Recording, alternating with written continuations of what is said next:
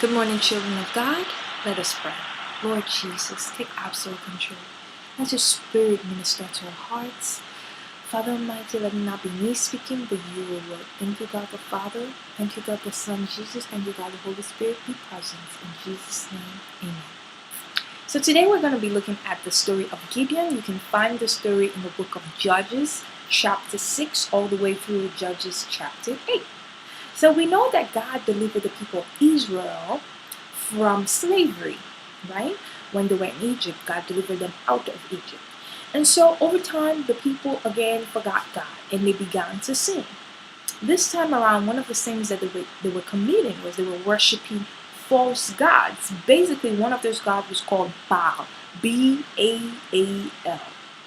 And so God delivered the people to the Midians, who oppressed them for about 7 years. And part of that oppression they were so oppressed, people of Israel were so oppressed that they had to start hiding in rocks and in dens just to escape the oppression.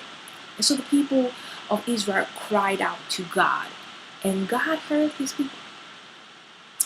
So God visited and spoke to a man called Gideon. Gideon was a soldier. And when God spoke with Gideon, right, he actually sent an angel to him. And so Gideon asked the angel to wait. And he went and he sacrificed a goat.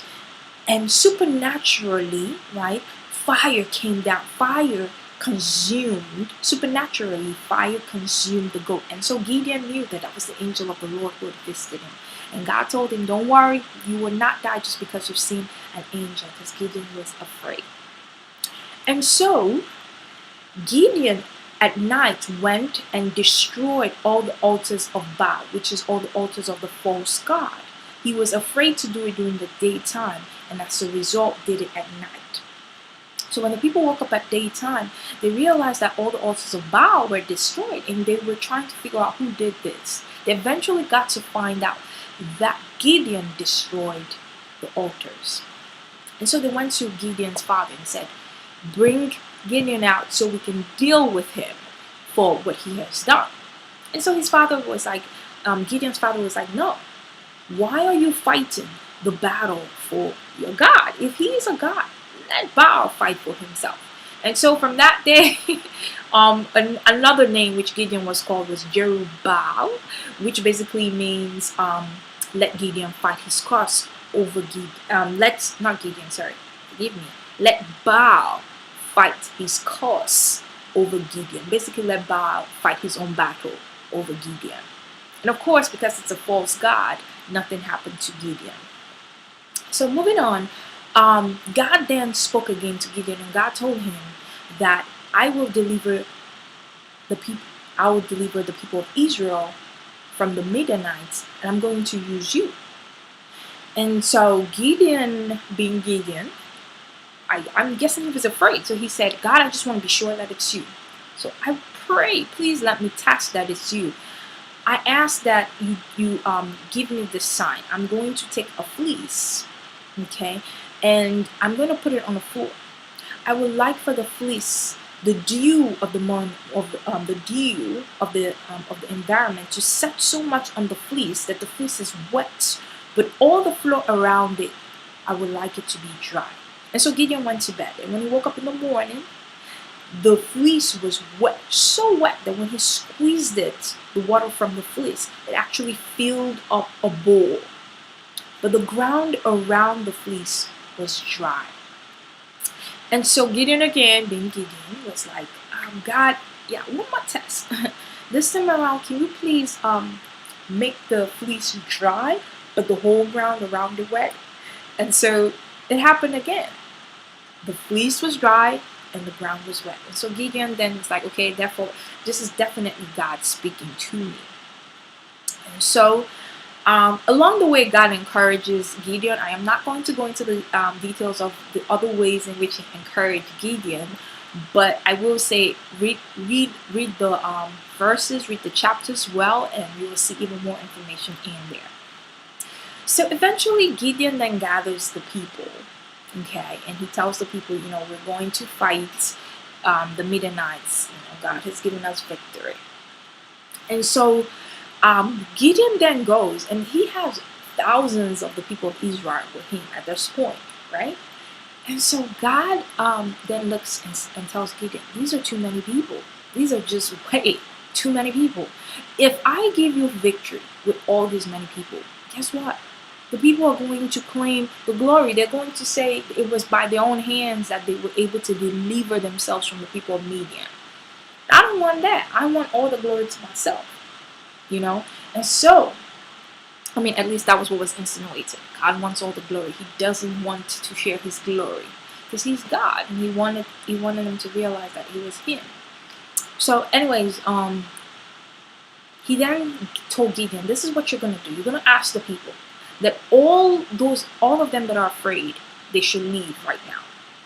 And I want to get the number right of how many people left when Gideon asked. So I'm going to give me a minute. I'm just gonna look it up real quickly.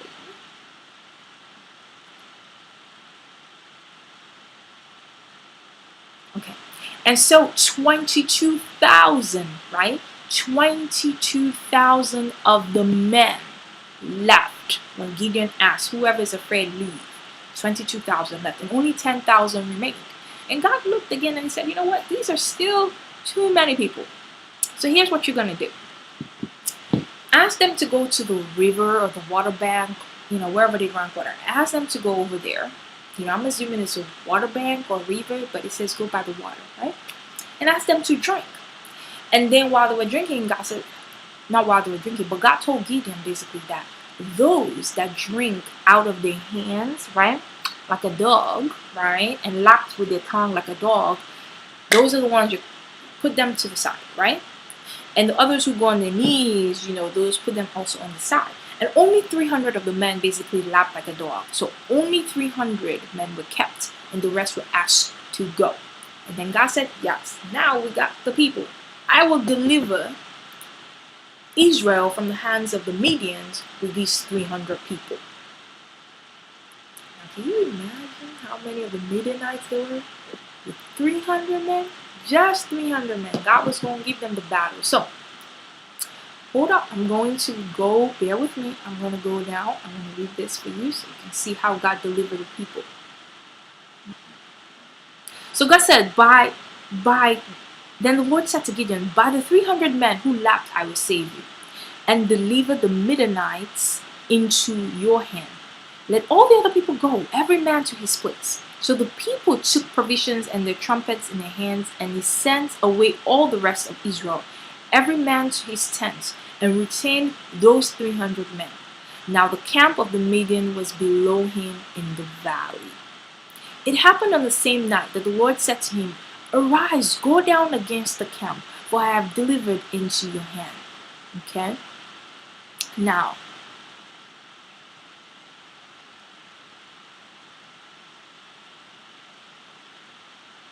so Gideon and the 300 men who were with him came to the outposts of the camp at the beginning of the middle watch. Okay, I'm going to go to 10. And he said to them, look at me and do likewise. Watch. And when I come to the edge of the camp, you shall do as I do. So basically what happens is Gideon gives all the 300 men a trumpet, right? And asks them, each of them, that when he instructs them to blow the trumpet, then they will blow the trumpet. Okay? So with the 300 men, so when they went over to the camp, now they divide them, and there's all this logistics to it, but essentially Gideon tells them when it's time to blow the trumpet. And so he asked them, blow the trumpet. And when all 300 men blew the trumpet, guess what happens? You got it? The Midians, right, began to fight each other. But God basically brought confusion into the midst of their enemies. You see, praise is so huge. Praise is a huge thing. They blew a trumpet, okay, with instruction, right? Gideon said, whatever I say, blow the trumpet. They blew the trumpet. And there was confusion in the camp of the enemy, so much so they began to kill they began to turn their backs against each other. And so God gave them victory that day. And then they pursued the princes and those that were able to, those of the enemies that were able to run away and flee. Gideon pursues them, and essentially God delivers the people. Delivers the people of Israel from the Midianites. And there's more to the story, but basically that's the summary of it. So again, like, I will encourage you to read Judges chapter 6 all the way through Judges chapter 8. Okay, and I pray that this word has brought beautiful change in your life and has encouraged you according to the will of God in Jesus' name.